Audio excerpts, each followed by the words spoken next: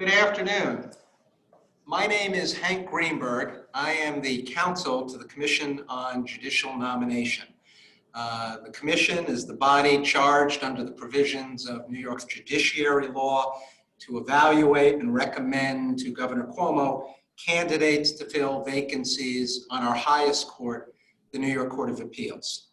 As I'm sure our audience all knows, there will be a vacancy on the court as of June 4, 2021, upon the retirement of Associate Judge Leslie Stein. And so the commission has been convened to begin its process of encouraging members of the bar and bench to apply for a potential appointment to the court. And in a bit, we will describe further that process. I want to thank wholeheartedly our host, the New York State Bar Association, and its president, who is a panelist today, Scott Carson, for facilitating and hosting this, historically, the first virtual informational meeting in the Commission's 43-year history. And I'm also pleased and proud to announce that this virtual meeting, again, a little piece of history, has resulted in the largest number of attendees in the Commission's history of holding these meetings.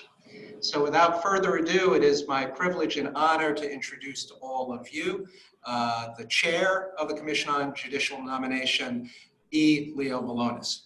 You do. Of the 150 applied for the Court of Appeals who are listening in, and we're encouraging you to do that. I want to thank Mr. Greenberg, who we all call Hank, if you don't mind, Hank. Thank you, Hank. And I think the first measure of business, and by the way, I personally have been through the screening process several times, and I've always found the experience to be very pleasant. It's something that if you feel qualified, if you feel you'd want to do that kind of work, you should definitely apply it, and no matter what, it'll be a pleasant experience. I guarantee you that. But I'd like first to get have Hank give us a preview of coming attractions to let us know what lies ahead, how it's going to work, and what the timing is of the important events for the applicants. Okay, Hank? Thank you, Judge Malonis.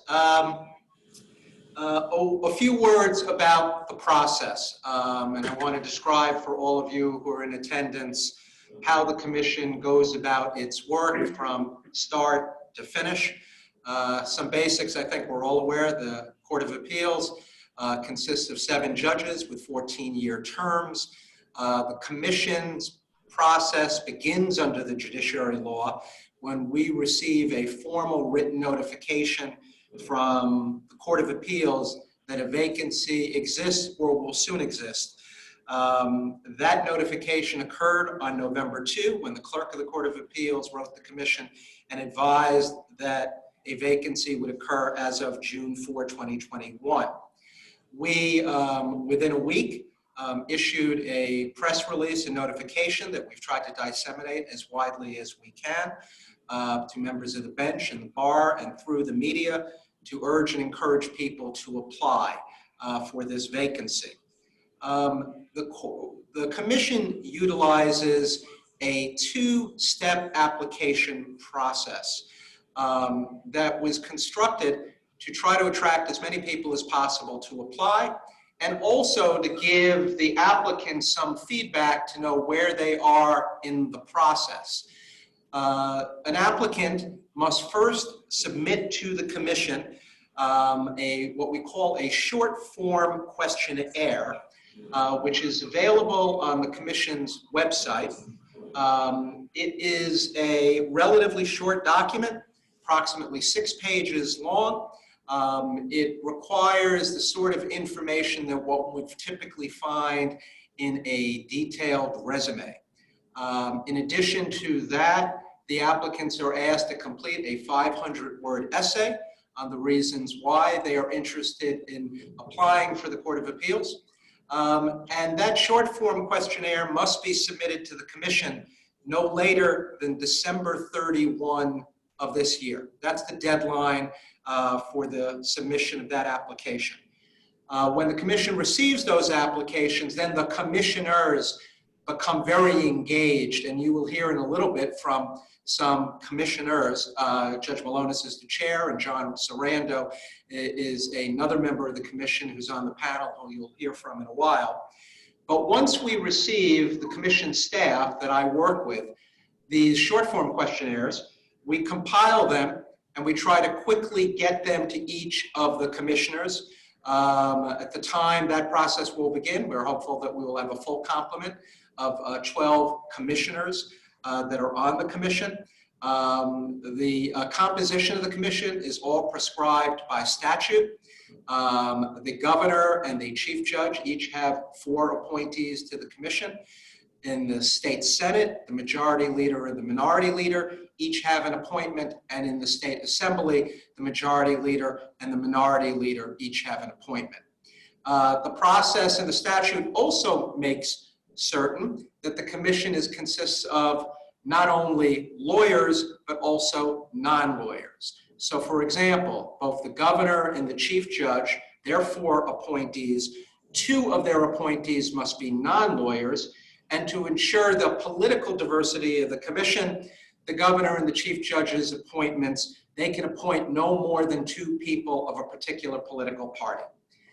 When we receive the short form questionnaires, they go out to the commissioners, and the next phase of the process will probably take place in February, when the commission will gather, undoubtedly in a virtual meeting in a COVID-19 world, to determine of the applicants how many they wish to interview. Over the course of the last decade or so, for a given vacancy, the commission has had roughly anywhere between as few as 30 or so to as many as 70 plus applicants. Whatever the ultimate number is as of December 31, the commissioners will see that and figure out who they wish to interview. Under the commission's rules, if 2 of the 12 commissioners ask for an applicant to be interviewed, they can be interviewed. The commission has the discretion, if they want, to increase the number of commissioners that need to ask for an interview. That's typically a function of how big the pool of applicants is. The number of applicants that have been interviewed by the commission in years past has varied from roughly anywhere between, let's say, 16 and 21 or 2 or so. Typically, it has taken the commission a couple of days to conduct those applications, those interviews. Once the commission determines who it's going to interview, those individuals are then asked to complete what we call a long form questionnaire. That runs approximately 19 pages in length, and it also includes a separate document that requires financial disclosure. The questions that are asked by the long form questionnaire and the long form or the financial disclosure form are more invasive, inquire about information that's more private or perhaps personal in the minds of some people. The reason why the long form questionnaire does that is because the commission, by determining who they wish to interview, has made a judgment that these are individuals who are being given even higher level of consideration, because an interview is now being conducted. And so the commission wants more background information. When the commission receives the long form questionnaire, the commission staff then begins to conduct background investigations of each of the individuals who will be interviewed. If the individual is a judge, the commission will reach out to the Commission on Judicial Conduct to see whether there's any disciplinary history or past. If the applicant is a practicing lawyer, the commission will reach out to relevant grievance committees to see if there's any disciplinary record or history. Applicants who get to the interview phase are required to complete personal waiver forms in order to allow the commission to make these inquiries of relevant oversight bodies. The long-form questionnaire also makes inquiry about past cases decided for judges, past cases litigated by attorneys. As part of the background investigation, the commission will make inquiry of litigants who appeared before judges or opposing counsel. For attorneys in private practice, the commission also reaches out to the New York State Police to conduct a relatively quick background check just to determine if there's any criminal record or history. When all of that information and those background checks are completed, the applicant then appears at an interview before the commission. We would expect that interview will take place hopefully in early April. Before an interview is conducted, commission staff disclose to the commission the results of the background check that has been completed, and then the interview takes place. When the interviews are ultimately completed by the commission then gets to the task of determining who it will ultimately recommend to the governor as a potential appointee to the Court of Appeals. Pursuant to the judiciary law, the commission must recommend no fewer than 3 nominees and no more than 7. It has been the custom, habit, and practice of the commission over the last substantial number of years that a full complement of 7 members is ultimately recommended to the governor. When the governor receives that list from the commission, we can't be sure as we're sitting here today, especially in the world we now live, but assuming that list is produced to the governor in late April or so, the governor then has he must take at least 15 days to review the list and no more than 30 days to make an appointment from one of the 7 on the list. The governor cannot go outside of the list. When the governor makes that appointment, the appointee is then subject to confirmation by the state Senate. The Senate has 30 days in order to complete its oversight function, its advise and consent function with respect to the nominee. So that, in brief, is the process. Judge Malonis, I'm happy to turn it back to you. Okay, well, what we've decided to do is to have some folks give you insights as to the process. And after everyone speaks for a few moments, we'll take questions and try to do our best to answer the questions.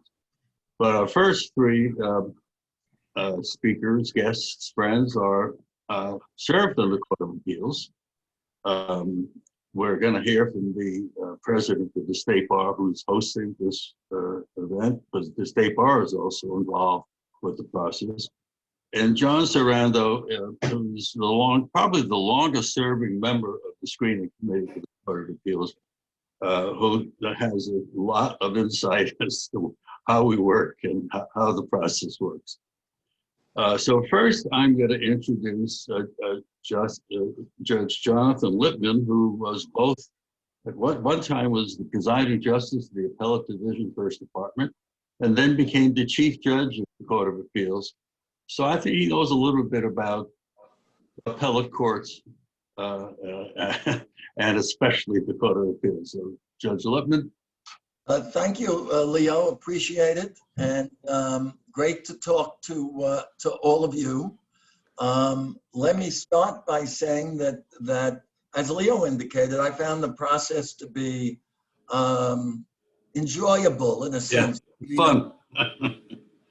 Not necessary. I'm not saying there wasn't any tension involved, but I do think it's enjoyable, and most people who go through the process are glad that they did. I certainly took it very seriously. When I applied, I was the presiding justice of the Appellate Division, and yet, I certainly took nothing for granted. I pored over the application. I think it's very important that you all do if you're going to apply. Very important to take the time to let the commission get a feel as to who you are and what you're all about, as much as one could do so on paper. And again, I would take all the time that you need on the long form part of it, which is not simple, to make sure that you put in an application you can be proud of. I also, in terms of once I had the application and I knew I was going to be interviewed, certainly I took the time to try and figure out what the interview was going to be like and to prepare myself. I asked anybody I knew who had been through the process what it was like. I'm sure, for instance, that I had talked to Judge Malonis, Judge Saparik, Judge Levine, whoever I knew, to say, gee, how does this work? And I thought about what questions they might ask me. The interviews, at least in my time, were very serious and very rigorous, but yet not, but cordial. They were cordial, but yet rigorous. And you got to take it very seriously. I thought a lot about what decisions that I had issued as a judge they might ask me about, and if you're a lawyer, what cases you might be asked about. And the commission doesn't always go into great detail on those things, but sometimes they do. They're interested in a particular case, either that you litigated or as a judge that you wrote a decision, and they may ask you, serious questions about it. I thought about how I would open. Usually in any interview, you have some time at the beginning to sort of open up and sort of introduce yourself. I thought about that. I looked very carefully at my own resume and whatever fault lines there were there, because the commission would go over it with a tooth comb. And I wanted to make sure I was able to answer anything about my background. And again, including whatever, vulnerabilities that I might have. And also, not only are they going to ask you questions about your background and decisions and cases litigated. Well, my time when I interviewed was for the chief judge position. And there were a little more of an emphasis, in addition to all these other things, on administrative matters. You may be asked a question or two or three about, administrative things like, what do you think of court restructuring, or whatever it might be. Issues of general importance relating to the courts. But I think you should be prepared for something rigorous and yet in its own way, genteel, and again, collegial in every way. I think that the whole process is interesting. After, if you do come out, and Scott will tell you a little bit about this in relation to State Bar, then you have a whole new process with the different bar associations, and obviously with the governor, who may want to talk to you about your qualifications. And then as the chief judge, I saw it from another perspective. I would live and die with who's going to come out of that commission that year, because whoever is selected changes the dynamic of the court in every way. So it was of great interest to me as the chief judge. And I would just say, in concluding, that obviously you can't win it unless you're in it. So I think if you're interested, you should apply. This is a very important. These are very important positions in which you can affect the life. You can affect the life of everyday New Yorkers. And if you feel you have the legal skills to do that, nothing could be more important than you're applying for this job, and it can change the life of New York in terms of its jurisprudence, and it can change your personal life.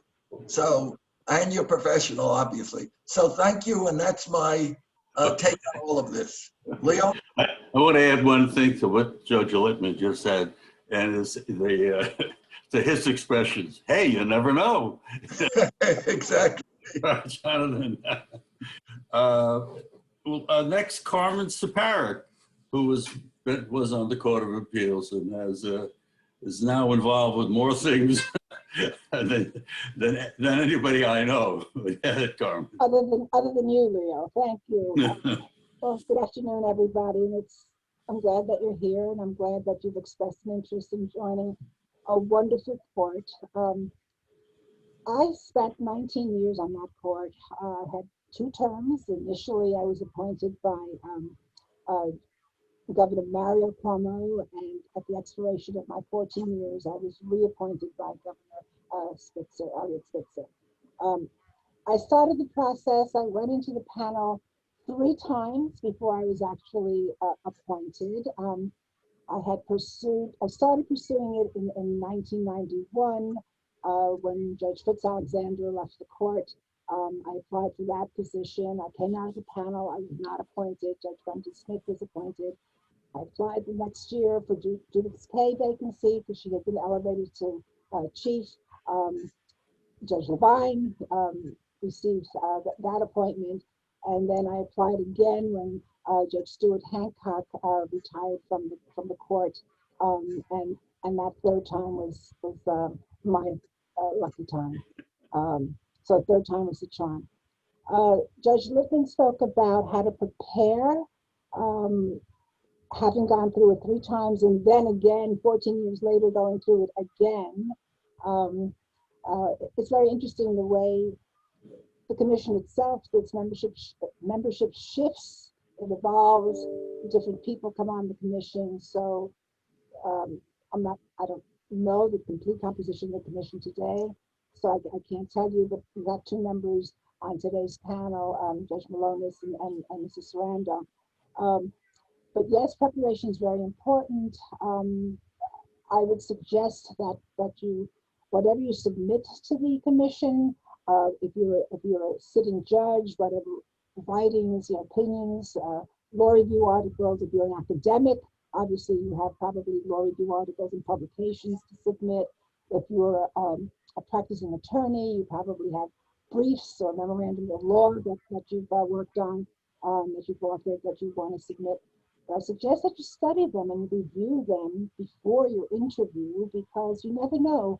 One of those writings may pique the attention of one of the members of the commission, and they will quiz you on it. They will ask you. If you've been a trial judge and you've been reversed, they're going to want to know about that. And they may want to explore with you what your rationale was when you made your original decision, et cetera, which resulted in a reversal. So it's very important to prepare, to make the application as full and as complete as possible, to give them as much information, but then to review that application and also to review whatever writings you've submitted.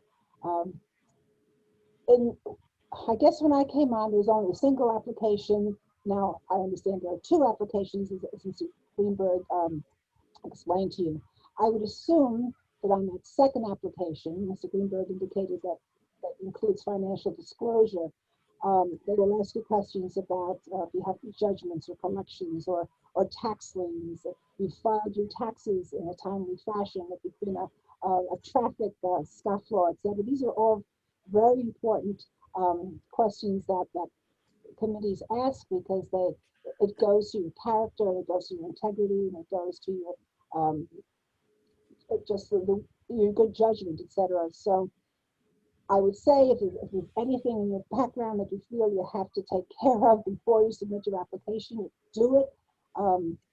At the time that I was going through the process, I remember it was sort of the Zoe Baird period. If there are some of you who remember that. I remember being asked specifically about household help and having paid taxes for household help. That's very important, like if you have a housekeeper or if you have a babysitter. It's important that you reveal that and that you pay the taxes. These are all issues that the commission delves into, and which are very important that you have a clean record. Judge Lippman spoke about, Mr. Greenberg spoke about Commission on Judicial Conduct, if you've been a sitting judge, spoke about grievance committees, etc. Make sure you have all your records in place if there ever have been any complaints about you, so you're in a position to reveal and to explain. Anyway, yes, I had many interviews before this commission. Initially, and 14 years later, I had also applied for the chief judge position.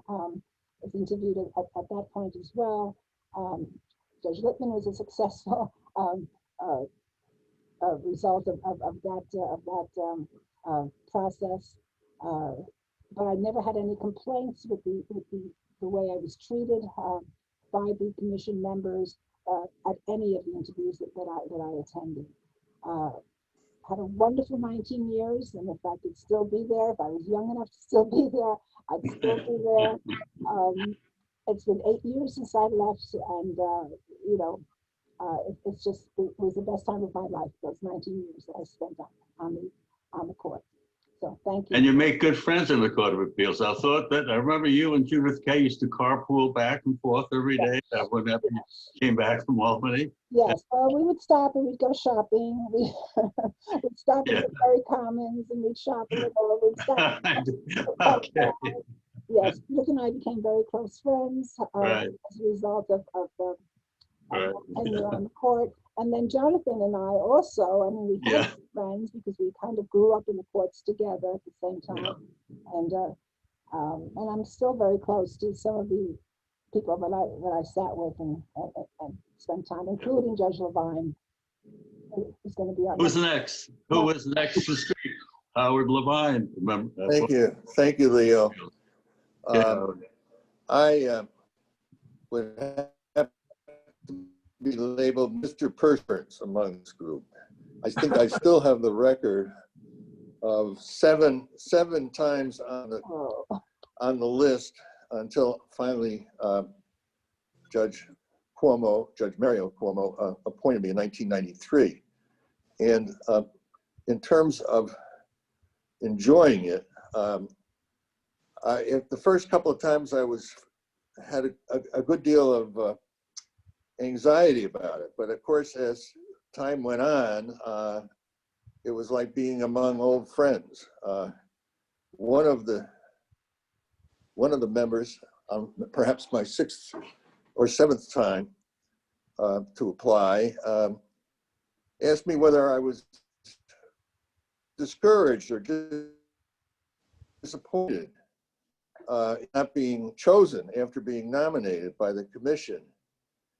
And I was comfortable enough to quip a little bit and say, well, you know what the famous statement by that philosopher Yogi Berra, it's deja vu all over again. And that's the way it was. I always felt that it was a good experience. It was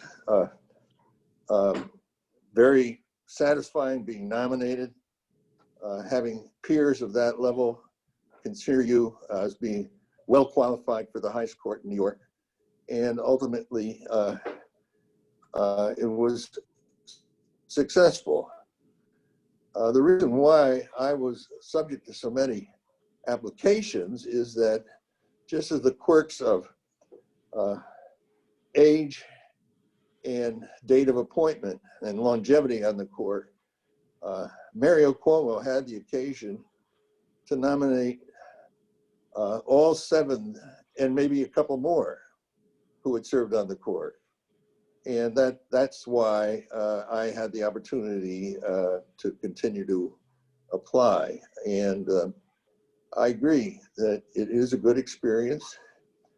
The commission interviews are very civil and pertinent, and it did make an enjoyable experience as time went on. And what I would urge you as possible applicants is don't be discouraged. You know your own capabilities.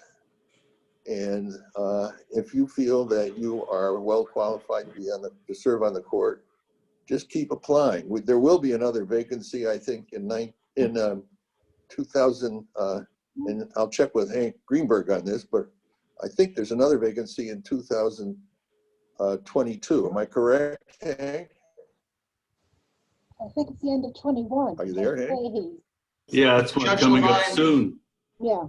Yeah, Judge Levine, there is a vacancy even sooner than that. That's right. Judge Eugene Fahey will be leaving the court December Right. 31, 2021. That's So right. almost as quickly as the commission completes its work with respect to this vacancy, it will start work on the vacancy created by Judge Fahey leaving the court the end of 2021 by operation of the mandatory retirement law. He will be age 70. So whoever is going to apply for this one and doesn't I get out of would- court, consider it a warm-up for the next one, which is coming around the corner. And, So summing up, I would say and this. Judge Levine's motto is if at first you don't succeed, you try again, right, Howard? That's right. I would just say, if you like scholarship and you like the idea of adding to the jurisprudence of the state of New York, I would urge you to go ahead and apply. It's as Judge Saparik said, it's the most important and pleasurable experiences in my professional career. So go for it. Good. Thanks, Leo. Okay, thanks, Howard. Our host, President of the State Bar, Mr. Carson. Thank you, Your Honor. And There you are. good afternoon, everybody. Can you hear me? Yep. Okay, good. My name is Scott Carson, and I'm the president of the New York State Bar Association. And in addition to hosting this event, which we are very pleased to do, we are involved in the process as well. But we don't come into the process until after the commission promulgates its list of potential nominees, be it 3 or 7 or some number in between. We have what we call the Committee to Review Judicial Nominations. It is a select committee of the New York State Bar Association. It is comprised of members of the association who have distinguished themselves in the practice of law and are well suited to evaluate the group of candidates that comes out of the commission. It is my privilege as president to appoint, or any president will have that same privilege, to appoint the members of the committee and also its chair. And this year I'm pleased to report that the chair of the Committee to Review Judicial Nominations is Claire Goodekunst, who many of you know is a former president of the association. And I was very pleased when Claire accepted my offer to assume the chair position of that committee. So what happens is that when this list of, let's say, 7 comes out, we move rather quickly because we're in a rather tight time frame. As Hank has described, the governor has a fixed period in which to make his choice, and we certainly want to have our position communicated to the governor before he does that. So we meet, the committee meets right after the promulgation of the list. And what the main function at that first meeting is for the chair to designate subcommittees. And what we generally do is that we have subcommittees of two people from the committee who are assigned to do a workup on a particular candidate among the 7. And I've been privileged during my tenure on the committee to have done workups on some very, well, to say no more, distinguished candidates who actually were appointed to the court, including Judith Kay, Jenny Rivera, and Paul Feynman. So what happens is that these two members of the committee will receive voluminous materials concerning the candidate, written materials primarily, including if the candidate is a sitting judge, we get copies of decisions. If the candidate is a litigator, We get copies of cases decided and perhaps briefs and other writing samples or articles. And we review all that, but it doesn't end there. We also contact a list of not only references, there are references provided, but we also interview adversaries, people with whom the candidate has litigated cases. And that's a very useful exercise because you get a perspective that you don't often hear otherwise. Because obviously the candidate will has some choice in who to select as a reference, but not so much when it comes to an adversary in a litigation. Then the committee will reconvene as a group after this after this investigative process concludes, and the group will convene. I think somebody needs to mute their line. Thank you.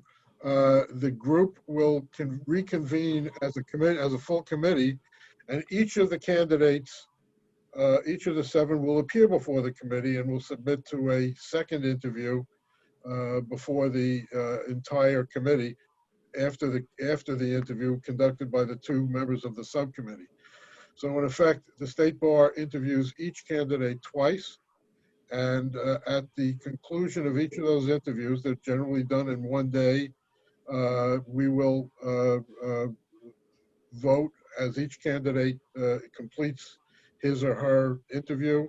The committee will vote, and we find candidates either well qualified, or not qualified. And once that happens, the vote is disseminated to the governor and to the candidate himself or herself. And at that point, we will have completed the process. And I will say, just I've been on that committee for many years. Now, as president, I am an ex officio member. But it's been a terrific experience, and I would be remiss if I did not say that one of the privileges, one of the benefits of having served on that committee is that I've gotten to know and greatly respect my colleague Howard Levine, with whom I've served for many years, and that's been a real treat for me. So I'll be available.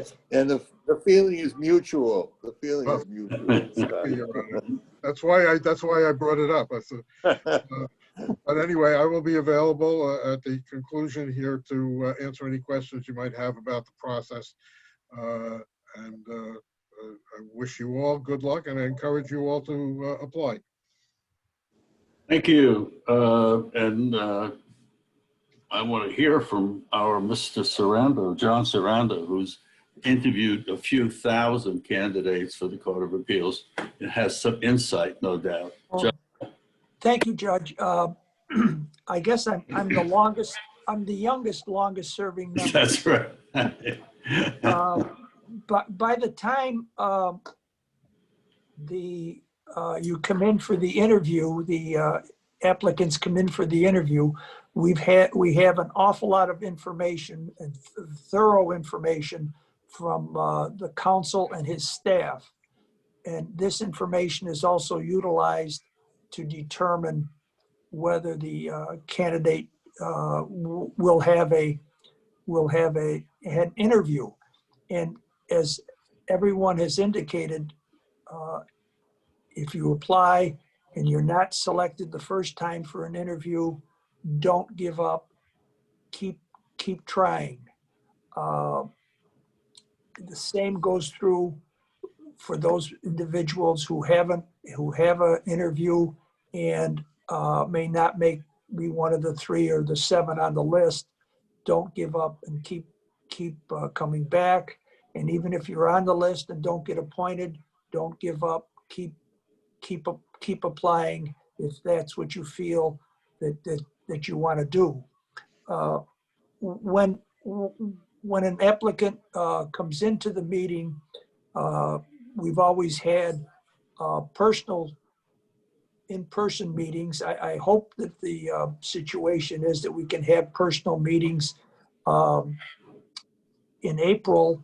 But if we don't, the procedures is generally, will be generally the same.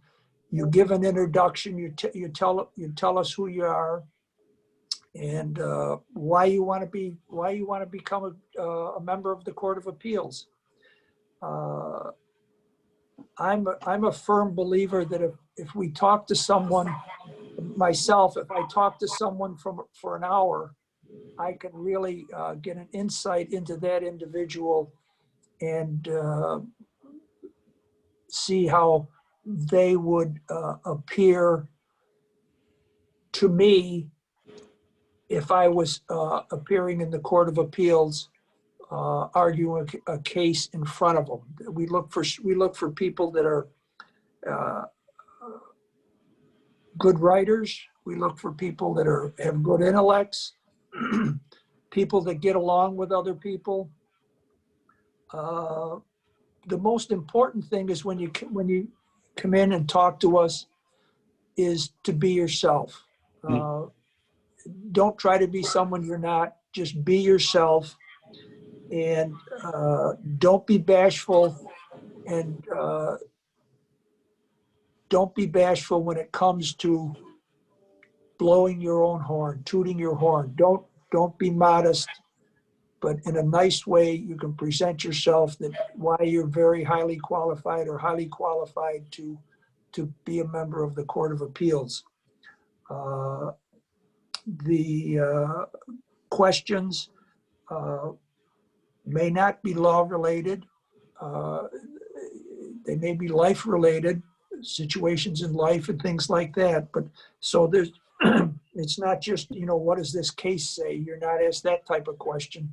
You're asked more, if you're a judge, what process do you use to decide a case? If you're a practicing attorney, it's how do you prepare your cases and what do you do? And what do you do when you're in court? The biggest thing is, be yourself. And the fun part about it is when applicants come back, it's like a family reunion because you've talked to the individuals before, and it's good to see them again, and it's good to see their perseverance. And be glad to answer any questions. Well, we're going to go to questions in a minute. I just want to say something that is very ironic. As you were talking, just before you got to the end of what you were saying, John, I was thinking about if you have the credentials and background to be interviewed and re-interviewed, then it's very important that you be yourself. That's what I wanted. I was going to end with that too. Just be who you are.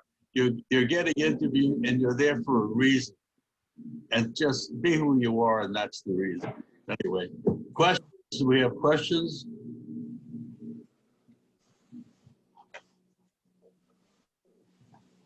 At the bottom of your Zoom screen, there's a place where you can raise your hand. And if you do that, we will call you out. While we wait to see if anybody has those questions, while others were talking, 2 questions were asked via the chat function. So I'll tell everyone what the question was and the answer that I provided. They were technical questions. Yep. One person who was in attendance asked whether the applicant has to be a sitting judge in order to apply for a vacancy on the court. Mm-hmm. And the answer is no, they do not. In fact, currently sitting on the court are 3 individuals who had no prior judicial experience, Judge Garcia, Judge Rivera, and Judge Rowan Wilson. Neither of them had ever been a judge before they applied and were nominated and appointed by the governor to be on the court. The only requirement in order to apply and be appointed to the Court of Appeals is that you be a resident of the New York State, admitted to practice law in New York State for at least 10 years. That's the only requirement. Another person asked whether if they had previously applied did they have to submit the short form questionnaire in order to be part of this application process? And the answer is yes. It's been a few years since the commission has previously reviewed candidates. So if you've previously applied, you need to again submit a short form questionnaire. And we're just waiting to see whether anyone has raised their hand.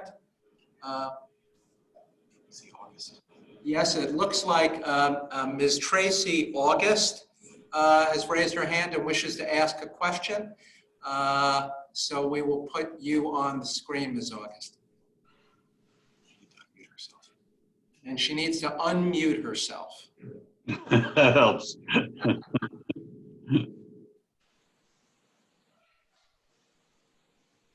Ms. August, you still there? There you go. We see you.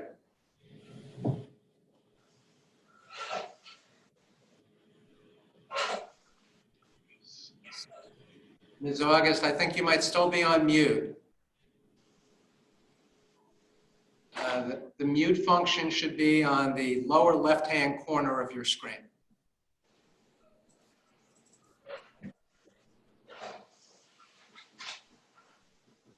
You're still muted.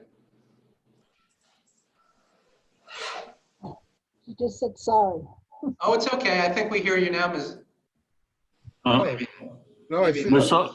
Miss August, my suggestion when you get interviewed, don't mute yourself when you apply for the Court of Appeals. We got to hear you. Not a missed question.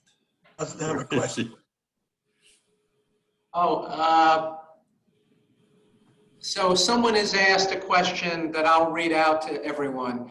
When do we find a list of individuals who were interviewed previously? That's a good question, an important question, because the commission's process is confidential in that those people who apply to the commission, their names are never disclosed to the public unless they happen to be selected by the commission to be on a list.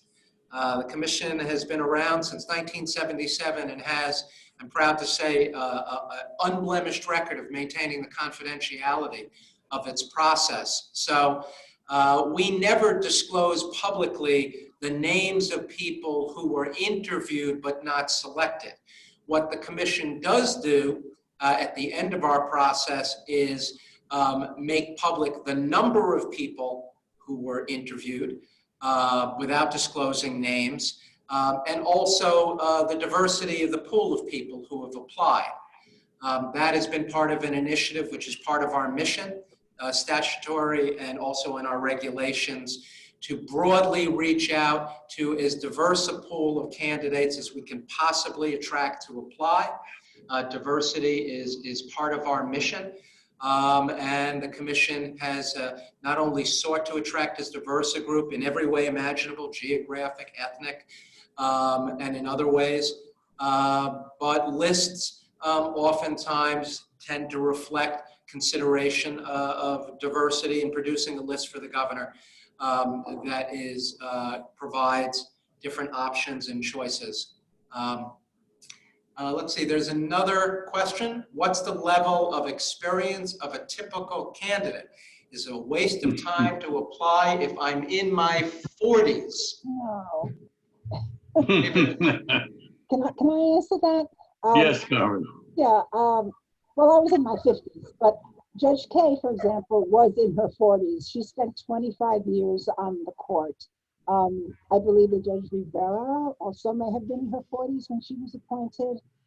So if you have the requisite experience, should certainly apply. It is not a waste of time. Obviously, if you're in your 40s, you've been practicing for close to 20 years, and you should have developed a record that would, that the commission can study. So I would say it's not a waste of time. It's never too early to start. Another question came up to say it. Hank? Yeah, there's another question which reads, if a person is deemed not qualified would that information be made public? The short answer is no.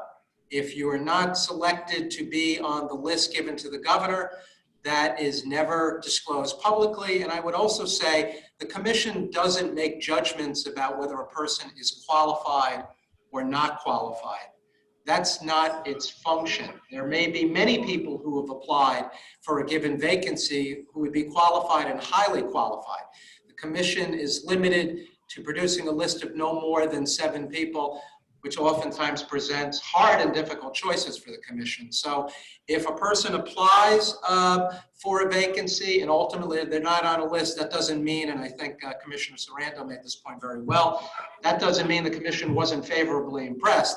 It simply means, given the limited number of people that they can recommend to the governor, they didn't end up on the list. Let's see. Tom, would you read out that question? I can't read it. Sure. We have a question in the chat. Are those who are selected for an interview with a commission rated after the interview, i.e. qualified and not qualified, etc.? It's on the list or not? It's on the list or not? Yeah, right. Other questions? That looks to be it.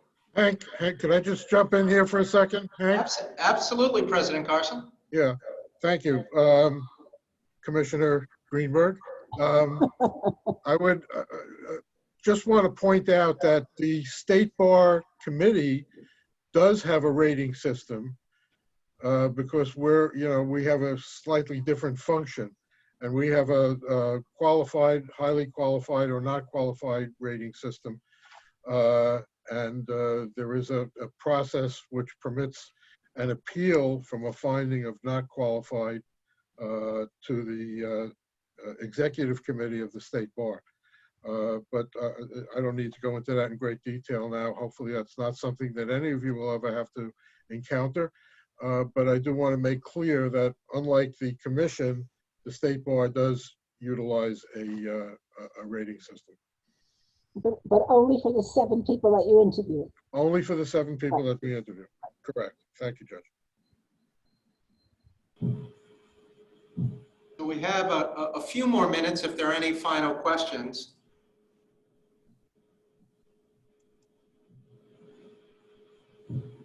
Well, if there aren't any, I want to say something to our audience. Apply. We'll have a lot of questions for you when you apply. Right, John? Right. A lot of questions. We'll give you questions, no doubt. Anything else, Hank? No, Chairman Malonis, I think panelists have been amazing. The questions have been, I think, excellent. Well, there's one. There's one question. Where can the questionnaire be found? There's a question there. So the question can be found and downloaded from the Commission's website. So it can be accessed at. I'm gonna tell everyone what the address is for our website. It's www.nysegov.com/CJN. I'll repeat that, www.nysegov.com/CJN. If anyone who's been in attendance has any questions that they would like to ask me, and again, they're confidential. What's shared with me is only shared with members of the commission. Please feel free to call me. I'm going to give you my telephone number. It's 518-689-1492. Again, 518-689-1492. And if you want to email me, my email address is greenbergh@gtlaw.com. I'll spell that out, Greenberg, GREENBERGH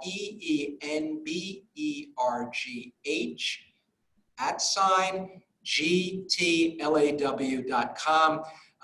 It's part of my job to answer any questions that you might have.